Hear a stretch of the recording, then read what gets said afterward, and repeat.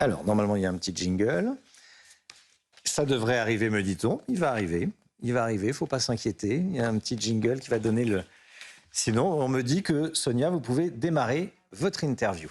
C'est donc la grande interview sur CNews et Europe 1. Bonjour à vous, Xavier Bertrand. Bonjour. Bienvenue, président LR de la région des Hauts-de-France, ancien ministre. Beaucoup de sujets dans l'actualité à vous soumettre. Mais tout d'abord, ce qui s'est passé et ce qui se passe ces dernières heures et ces derniers jours sur l'île italienne de Lampedusa avec un afflux conséquent de migrants. Est-ce que c'est une impuissance collective face à ce qui est en train de se passer? Il n'y a pas d'impuissance, il n'y a pas de fatalité, mais il faut aussi que chacun prenne ses responsabilités. À l'Europe de les prendre en premier, depuis le temps que nous le disons. Et ce qui est terrible, c'est que les politiques comme les médias s'émeuvent quand il y a un drame en Méditerranée, quand il y a un drame dans la Manche, au large, entre les Hauts-de-France et l'Angleterre. Et après, personne ne prend le sujet à bras-le-corps. Moi, voilà très nombreuses années, j'avais aussi proposé qu'on mette en place, au large des côtes libyennes, par exemple, des bateaux pour éviter que les passeurs, que ces criminels, ne partent justement avec des embarcations chargées de migrants, de malheureux qui sont exploités par ces passeurs. Or, à chaque fois, il faudra attendre une prochaine tragédie pour que les responsables politiques se disent « on va agir ». Non, c'est maintenant qu'il faut le faire. Ces images, justement, sont terribles. Et puis, ça n'est pas terminé. Nous savons pertinemment que dans les années qui viennent, s'il n'y a pas un vrai pacte très fort entre l'Union européenne et l'Afrique, le développement de l'Afrique, mais aussi est-ce qu'ils gardent leurs jeunes, nous connaîtrons ces problèmes régulièrement. C'est un grand défi sur du très long terme, le oui, je sais, développement. mais ça peut commencer très vite. C'est Donc, une question de volonté. On n'a pas encore commencé ? Et non, on n'a pas commencé. Et même hier, dans le discours d'Ursula von der Leyen, ça aurait dû avoir une place centrale. Ça n'a pas été le cas. Ils attendent quoi? Une prochaine tragédie? On n'a pas besoin d'une tragédie pour pouvoir, en politique, anticiper et prendre les mesures. Prendre les mesures, il y a une mesure dans le texte à venir du gouvernement qui suscite déjà beaucoup de débats, c'est la régularisation des sans-papiers dans les métiers en tension. Notre sondage CNews montre que plus d'un Français sur deux est contre, mais il y a aussi, Xavier Bertrand, des patrons, certainement dans votre région, des commerçants, des hôteliers, qui demandent cette mesure. Pourquoi vous en faites une ligne rouge de votre côté? Moi, je fais partie des 55%. Je refuse cette mesure parce que quoi qu'on dise, quoi qu'on fasse, cela créera immanquablement un appel d'air, un message qui consiste à dire « venez comme clandestin, un jour ou l'autre, si vous avez un emploi, vous serez régularisé ». Non, je ne suis pas d'accord avec cela. Et d'autre part, encore une fois, il faut aussi bien rappeler les choses. Quand on arrive en France, c'est avec des papiers. Quand on n'a pas de papiers, on doit quitter le territoire national. Oui. Ce que je propose... Là, vous nous énoncez un grand principe. Non, pas du tout un principe. Parce que le vrai sujet, si vous voulez éviter tout cela, mettez en place des quotas par métier et par nationalité. Vous dites de qui vous avez besoin. Vous dites de quel pays vous voulez faire venir des personnes, que vous sachiez les intégrer, et certainement pas des mesures comme ça de régularisation au cas par cas. Mais on va jusqu'au bout aussi. Un point, je crois, qui a rarement été évoqué. Quand un employeur embauche un clandestin en toute connaissance de cause, il faut aussi qu'il y ait une fermeture administrative de son entreprise. Vous savez combien il y a... Parce qu'il ne respecte pas la loi. Xavier Bertrand, vous allez donc punir des restaurateurs, des commerçants, probablement des hôteliers. Celui qui sait qu'il recrute un clandestin en toute connaissance de cause, il faut aussi, si vous voulez changer les choses, qu'il y ait une fermeture administrative de son entreprise. Et là, les choses changeront également. Parce que...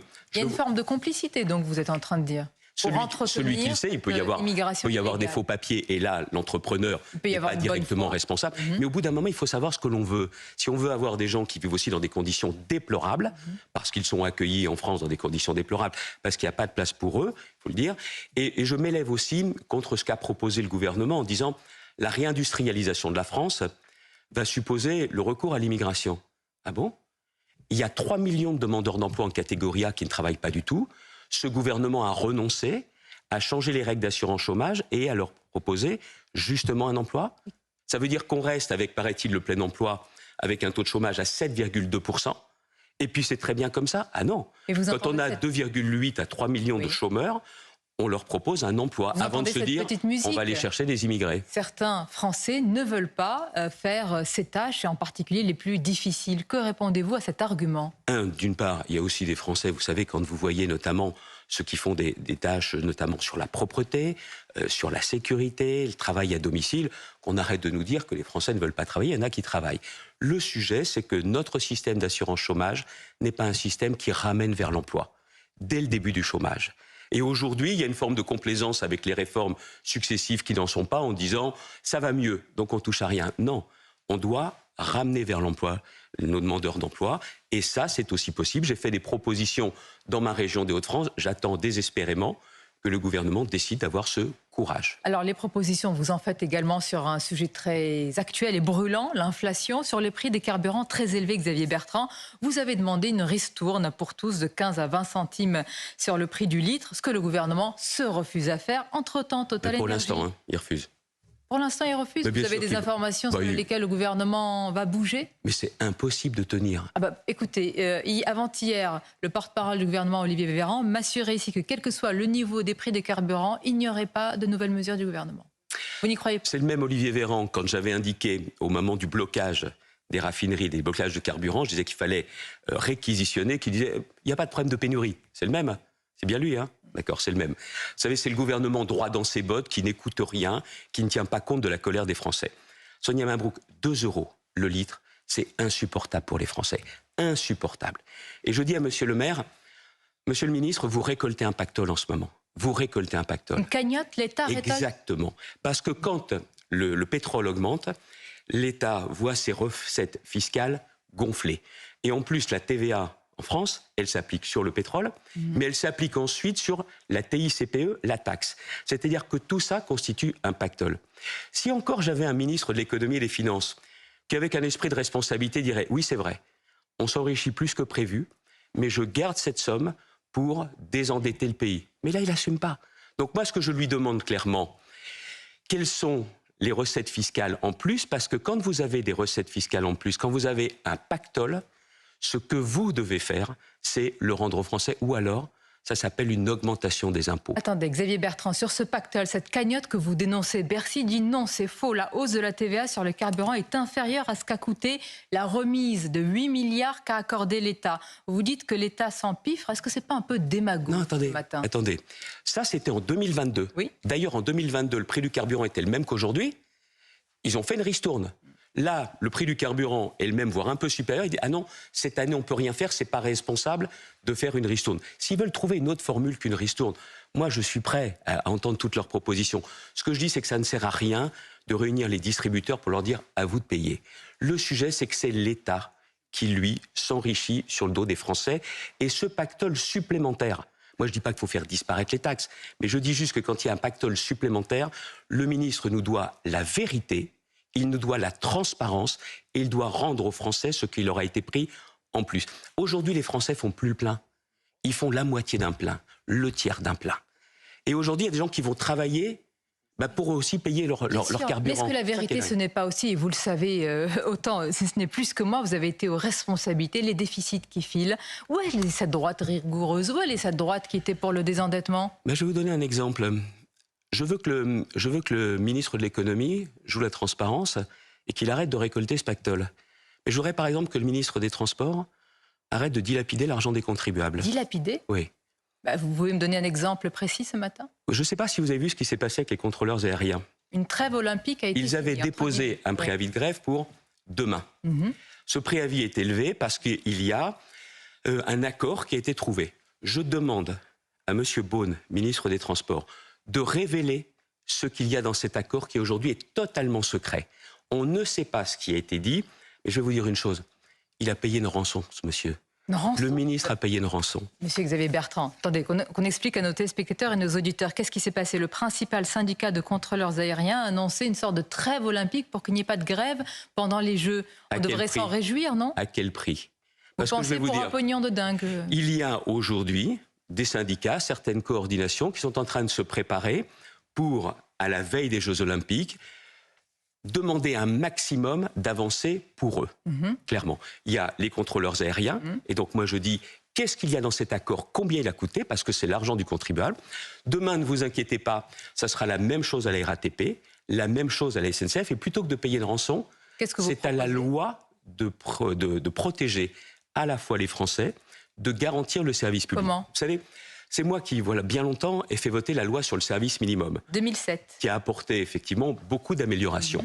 Aujourd'hui, il faut une étape supplémentaire. Si l'on veut protéger l'État, l'argent des contribuables, les Français qui prennent les transports et les services publics essentiels, il faut faire évoluer cette loi sur le service minimum et aller maintenant, comme en Italie, vers une loi sur le service garanti. Je ne sais pas si vous vous souvenez, en fin d'année dernière, parce que parfois c'est le bac qui a été pris en otage, les vacances des Français, le ministre nous avait dit, M. Beaune, encore lui, il faut qu'on réfléchisse. Non, gouverner, c'est anticiper. Nous savons pertinemment dans les mois qui viennent que d'autres professions vont faire la même chose en disant on vous donne votre trêve olympique et payez. Si vous voulez éviter ça, il faut une nouvelle loi. Une loi, Xavier Bertrand, qu'on soit bien d'accord, pour interdire, pour qu'il n'y ait pas de grève pendant les moments clés de la nation. Vous parlez des vacances. Les vacances scolaires, des événements importants. Le bac est un événement national. Donc vous êtes en train de vous asseoir sur le droit de grève. Pas du tout. Le droit de grève, il est constitutionnel, mais il y a dans la Constitution un équilibre entre le droit de grève et la liberté de mouvement. Cet équilibre-là, il est garanti par le Conseil constitutionnel. Il y a beaucoup de propositions de loi qui ont été faites, des députés, des sénateurs de droite. Bruno Retailleau, le dernier, a fait une proposition de loi, mais on sait pertinemment qu'il faut que l'initiative vienne du gouvernement. Et si le gouvernement n'a pas ce courage, alors qu'il l'avait dit par le passé, je pense que c'est un sujet pour lequel les Français devraient s'exprimer par un référendum, que l'on dise très clairement... Un référendum pour demander si les Français sont d'accord ou pas pour qu'il n'y ait pas de grève pendant... Je crois qu'on peut s'en passer. Non, vous connaissez la réponse. Si vous avez un gouvernement qui a le courage, vous pouvez vous en passer. Sinon, ça veut dire une chose, ça veut dire très clairement qu'on doit dire dans un pays comme le nôtre, les services publics sont essentiels, ils tiennent les Français entre eux, mais quand on est agent du service public, il y a des avantages, il y a aussi des contraintes. Vous ne pouvez pas faire grève et bloquer le pays comme le font les autres. Il y aura une place pour le dialogue social. C'est possible dans notre pays, avec notre culture. Vous avez cité l'exemple de l'Italie, et il est vrai que c'est sanctuarisé. Beaucoup d'autres pays, la Grande-Bretagne, le Portugal, l'Espagne, bien sûr. Vous pensez que c'est possible dans un pays comme la France? Vous allez avoir des levées de boucliers, des cris d'offrement. On va vous dire que vous allez contre le droit de grève. Vous savez, j'étais ministre du Travail. Dans votre esprit, vous savez aussi ce que sont les rapports sociaux. Vous savez quelle est la part du dialogue. Mais ce que je veux vous dire, c'est qu'il y a des moments où vous devez maintenant garantir le service public, vous devez garantir les transports. Je ne vous dis pas qu'on va l'interdire, mais ça veut dire aussi que s'il y a des personnels qui ne veulent absolument pas s'organiser, il faut être capable de prendre d'autres personnels ou alors de réquisitionner. C'est une proposition qui va sans doute beaucoup faire parler. Mais nous avons intérêt à prendre cette mesure maintenant parce que dans les mois qui viennent, ce qui s'est passé avec les contrôleurs aériens se passera pour la RATP, pour la SNCF, et on va essayer de nous dire si vous voulez clairement que les Jeux Olympiques se passent bien, eh bien, il va falloir justement payer cette rançon. Que le ministre, s'explique, et que le gouvernement ait le courage d'aller dans cette direction d'une nouvelle loi sur le service maintenant garanti. La course en vue de 2027 est déjà ouverte. Édouard Philippe s'est exprimé. Est-ce qu'Édouard Philippe, en vue de 2027, c'est la continuation du macronisme, ou est-ce que c'est une rupture avec un philippisme qu'on découvre? Bon, vous l'avez dit vous-même, oui, bien sûr, c'est la continuation. J'ai posé la question, j'ai dit aussi une rupture avec le philippisme. Vous avez pris que la première partie de ma question. Évidemment. Maintenant, vous savez... Ah bon, c'est bonnet blanc, blanc bonnet. Bien sûr. Et là, quand vous regardez bien aujourd'hui, pour les Français, je vois bien les enquêtes d'opinion, ils sont parus, eux, la rentrée, c'est la sécurité, le pouvoir d'achat, la rentrée des enfants. Vous savez, les élections présidentielles, tous ceux qui sont uniquement là-dessus aujourd'hui... Mais vous en faites partie, Oui, mais les propositions que je vous ai faites, c'est pas pour 2027. C'est pour 2023. C'est pour tout de suite. Parce qu'on peut être un opposant comme je le suis, mais une chose est certaine, si on joue la carte de l'intérêt général, on met ses propositions sur la table maintenant. Je vais vous parler d'une personnalité pour conclure plus œcuménique, si je puis dire. C'est le pape François. Il sera en visite les 22 et 23 septembre à Marseille et il va y avoir une messe en présence très probablement du chef de l'État Emmanuel Macron. Vous avez vu déjà que la NUPES crie un coup de canif à la laïcité. Est-ce que vous pensez que c'est la place d'un président de la République? Écoutez, je suis très attaché à la laïcité. J'ai beaucoup de reproches à faire au président de la République, mais pas celui-là.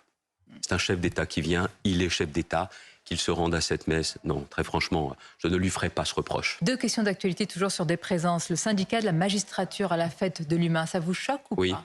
Ça vous choque? Oui. De participer à un débat sur les violences policières. Ça veut dire que le syndicat de la magistrature cautionne l'utilisation du mot violence policière. Pour conclure, le Puy du Fou, c'est un spectacle... marqué par un révisionnisme, ou c'est un spectacle, c'est une réussite française? C'est une réussite française, c'est une réussite populaire, et certains nous disent c'est de l'endoctrinement. Si c'était de l'endoctrinement, vu le nombre de Français qui étaient allés, Philippe de Villiers serait président de la République. Donc très clairement, c'est une vraie réussite populaire, et puis voilà. Je vous remercie Xavier Bertrand, c'était votre grande interview sur CNews Europe 1. Je vous souhaite une très bonne journée et à bientôt.